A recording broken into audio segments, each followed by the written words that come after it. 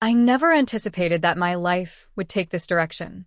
Had someone informed me years ago that I would be seated here, encumbered by guilt, narrating a tale I wish had never transpired, I would have deemed them a deceiver. Life has an uncanny manner of unfolding, and I can no longer evade the fact. This is my narrative, my admission, my endeavor to comprehend the decisions I made, the decisions that fractured my existence, and those of my loved ones. It started with such naivety. My sister, Tara, and I have always maintained a strong relationship. We were raised as close companions, confiding in one another our secrets, aspirations, and deepest anxieties. She was 3 years my senior, the responsible individual, the one who consistently had her life organized. I felt happy for her when she wed Vikram. Vikram was charismatic, kind, and profoundly enamored with my sister. They appeared ideal together, the type of pair that others coveted. At that time, I was wed to Kunal, a man who is universally regarded as a commendable spouse. We had been united for 6 years, and although our marriage was not flawless, it was steady. We had several fluctuations, although I never contemplated the possibility of betraying him. I never anticipated betraying my own sister. However, at times, life does not revolve around one's preconceived notions of action. It pertains to your actions when confronted with the unforeseen. The onset occurred during a challenging period in my marriage. Kunal and I had been experiencing difficulties. We had become estranged, ensnared in the tedium of daily existence. Discussions had grown monotonous, affection had diminished, and an unarticulated tension existed between us that remained unaddressed by either party. Our love for one another remained, but our efforts had ceased. During that period, Anika and Vikram relocated to a different city because of Vikram's employment. They visited intermittently, and at one such time, I engaged in conversation with Vikram more than customary. He had consistently been approachable, yet this occasion seemed distinct. We were not only participating in superficial conversation, we were sharing confidences. I confided in him on my difficulties with Kunal, expressing my feelings of invisibility inside my marriage, and he reciprocated by sharing his own challenges with Anika. "I adore your sister," he remarked one evening as we were seated in the lawn following a family supper. At times, I perceive that she is so engrossed in fulfilling the roles of an ideal wife and mother that she neglects my presence. Our communication has changed from what it once was. I nodded, comprehending just what he intended. I acknowledge that sentiment. At times, I contemplate whether Kunal perceives my presence anymore. We were once perfectly aligned, but today, I am uncertain. During that evening, we conversed for several hours. It was neither flirty nor improper. It was only two individuals, disoriented in their marriages, seeking comfort in one another's dialogue. At the time, I did not consider it significant, but in retrospect, I see that it marked the inception. That was the moment the distinction between good and wrong began to blur. In the next months, Vikram and I maintained communication. Initially, our communication consisted of sporadic, casual check-ins. Nevertheless, the messages subsequently evolved into more extensive and profound exchanges. We began to share more, relying on one another in ways that may have been inappropriate. I reassured myself that it was innocuous. We were only buddies, two individuals that comprehended one another, although in truth, we were evolving into something altogether different. One evening, Anika telephoned me. She stated that Vikram will be visiting our hometown for many days. "I have a business trip, therefore he will be residing at my parents' home. It is advisable to confer with him." I experienced hesitation. At that point, I was well aware that my emotions towards Vikram had evolved. I was reluctant to acknowledge it, yet intrinsically, I was aware. I was no longer confiding in him. I anticipated his messages, his phone calls, and the manner in which he comprehended me, a comprehension I felt my spouse no longer possessed. Encountering him in person seemed perilous, yet I was unable to decline. It was pouring on the night we met. We intended to convene in a cafe, but upon seeing him, I realized this was not only a casual encounter. His gaze conveyed an ineffable quality, evoking a distinct sensation in my presence. We stood on the precipice of an irrevocable decision, lacking the fortitude to retreat. We conversed for hours, reminiscent of that evening in the backyard. We expressed amusement. We reflected on past experiences.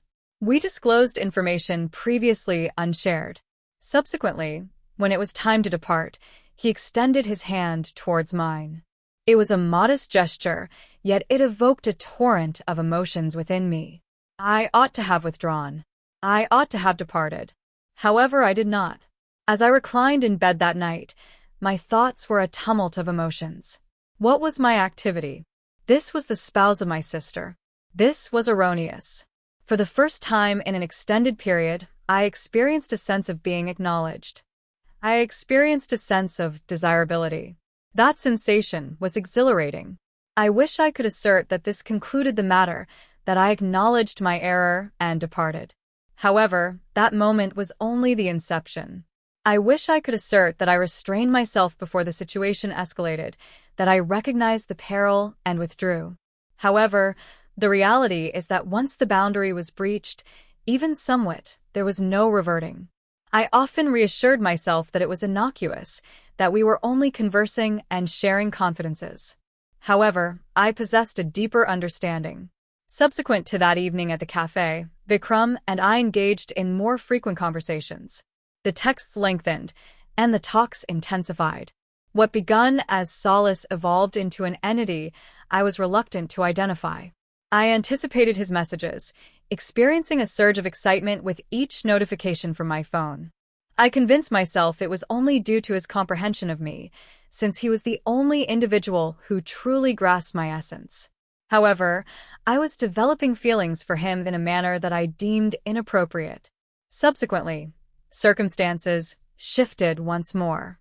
A few weeks later, Anika contacted me, her voice brimming with enthusiasm. She announced that she had a surprise for you. Vikram has a business trip in your city next weekend, and I will accompany him. We will be residing in a hotel. Nevertheless, we must allocate time to be together, reminiscent of the past. My gut churned at her remarks.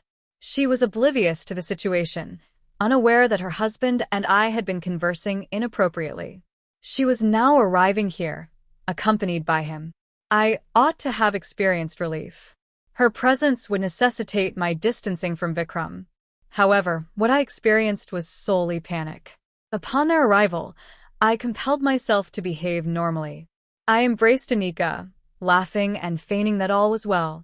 Vikram and I scarcely made eye contact, yet I sensed the palpable tension between us. Each time he gazed at me, it seemed he wished to articulate something, yet he refrained. I replicated the action. That evening, Anika and I remained awake, conversing about many topics, reminiscent of our youth. She informed me about her employment, the new residence they intended to purchase, and her desire for Vikram to be home more frequently. She acknowledged his extensive job commitments, nevertheless expressed a sentiment that they are only doing routine actions. Do you comprehend my meaning? I gulped audibly. Indeed, I responded in a subdued manner. I fully comprehend your point. I despised myself at that time. Here was my sister, confiding in me her thoughts and concerns over her marriage, while I was the same one breaking her confidence. I reiterated to myself that I must cease, that this must conclude before it escalates excessively. However, the next day, when I was alone with Vikram for a little while, all those ideas dissipated. I cannot accomplish this, I murmured to him when Anika was beyond hearing range. We must cease communication. His countenance soured. Do you genuinely desire that? I refrained from responding, as the reality was that I did not. No events transpired that weekend. We refrained from crossing any more boundaries and provided Anika with no cause for suspicion. However, subsequent to their departure, the communications resumed. The feelings that had been simmering did not dissipate. The distance exacerbated the situation. Subsequently, an event transpired that altered the entire situation. One evening, Kunal returned home late from work. He appeared fatigued, with the dark bags beneath his eyes more prominent than normal. I scarcely glanced away from my phone, too engrossed in a dialogue with Vikram to recognize my husband's fatigue. "What is occurring with you?" Kunal inquired abruptly. I gazed upward at him. "What is your intended meaning?" He exhaled audibly, massaging his temples. "You have exhibited emotional detachment. Your manner of communication with me has changed from what it once was. Whenever I attempt, you dismiss me." He paused, then supplemented. "Are you currently in a relationship?" His words electrified me. "What is it?" I compelled a laugh. "Certainly not. What leads you to that conclusion?" Kunal scrutinized me for an extended period, since I recognized the signs indicative of someone disengaging from a marriage. His voice had diminished in volume, conveying a sense of melancholy. "That is precisely what you are undertaking." I sought to refute it, to comfort him that all was well. However, the reality was that he was correct. I have completed the checkout process. My emotional investment in our marriage had diminished, notwithstanding my lack of any physical transgressions. That night, I gazed at the ceiling, unable to slumber. What was my activity? This had beyond mere error. This was deteriorating into something far more severe. For what purpose? For a man who did not belong to me? For an unattainable love? I retrieved my phone and accessed my text with Vikram. My fingers lingered over the keyboard. I required closure. I had to depart before it became too late. However, another message appeared from him. "I require a meeting with you." In that moment, I realized I lacked the strength to relinquish my hold. Not at this time. I wish I could assert that I heeded my conscience, that I set my phone down and departed. However, I did not. I fixated on Vikram's message, my heart beating and my mind inundated with inappropriate ideas. "I require a meeting with you." Those comments had an undue weight. They were not only a casual request. They constituted a confession, a validation of what we had endeavored to repudiate. Despite every rational instinct urging me to refrain, I composed my response. The instant I pressed submit, I realized there was no turning back. Several days later, we convened at a secluded cafe on the periphery of the city, far from recognizable individuals and intrusive gazes. Upon seeing him, I had that familiar attraction, that unmistakable bond one had endeavored to disregard. I stated that this is incorrect.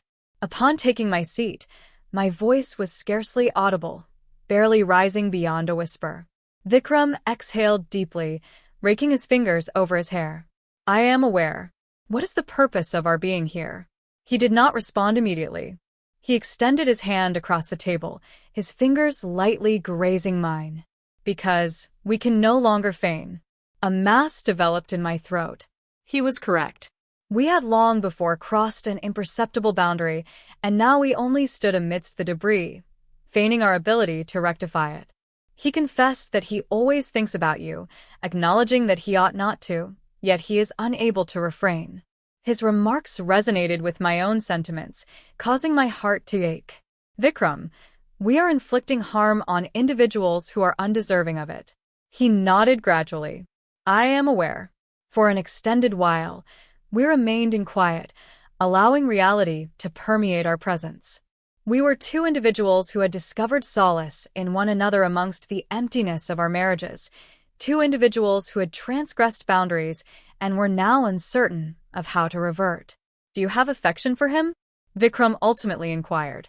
I averted my gaze. Did I harbor affection for Kunal? He was my spouse, the one with whom I had constructed a life. However, what about love? Love was expected to evoke a sense of vitality, correct? What we previously possessed has seemed diminished into a chilly and distant state. I confessed my ignorance. I am uncertain whether Anika and I remain compatible. He spoke softly. Those remarks frightened me more than anything else. If he was doubting his marriage, and I was questioning mine, what implications did that have for us? We departed the cafe devoid of a resolution and a strategy. Two damaged individuals entangled in an inappropriate relationship. For weeks thereafter, I resided in that state of uncertainty. However, fate intervened.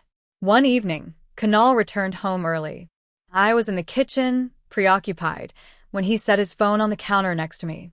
He requested that you observe anything, his tone serene, too serene. I gazed below and sensed the breath escaping my lungs. A screenshot of a communication from Vikram was captured. My correspondence record with Vikram Kanal asserted his omniscience. I have been aware for some time. I experienced vertigo. Kanal raised a hand. Do not. Simply convey the truth to me. Do you have affection for him? The inquiry impacted me more profoundly than anticipated. Affection.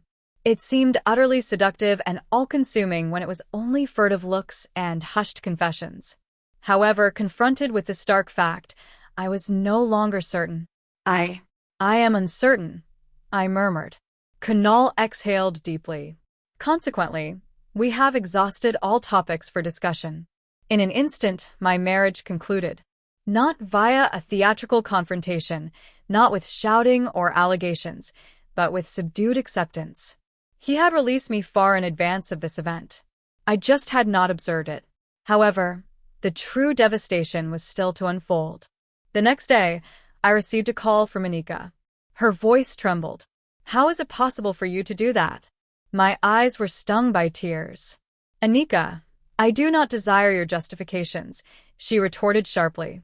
I place my confidence in you. You were my sibling. You have deprived me of everything. I was rendered speechless in my defense. Due to her correctness, Vikram and I had terminated 2 marriages. Moreover, I had lost the one who had always supported me. No degree of remorse could reverse that. Ultimately, Vikram and I did not unite. What we shared was founded on isolation and dysfunction, rather than affection. Upon confronting the repercussions of our decisions, we both saw that we had conflated comfort with a more profound connection. I have lost my hubby. I have lost my sister. Moreover, I have lost the former version of myself. This is a burden I must endure for the whole of my life. Life does not always provide second opportunities. Certain errors inflict wounds too profound to mend. Some betrayals are irrevocable.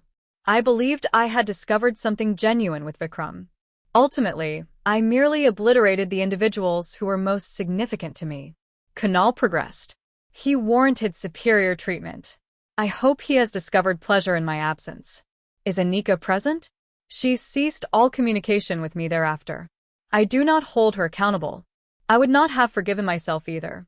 Regarding Vikram, we became estranged, recognizing belatedly that our connection was not love. It served just as an evasion from the void in our existence. I accept the consequences of my decisions today. I awaken each day cognizant of my inability to alter the past. I cannot retract the pain I inflicted. That constitutes my punishment. No matter the passage of time, I will ever be the woman who betrayed her sister. That is a fact I must bear always. This is my narrative. A narrative of decisions, repercussions, and bereavement. One lesson I have acquired is that some errors might result in total loss.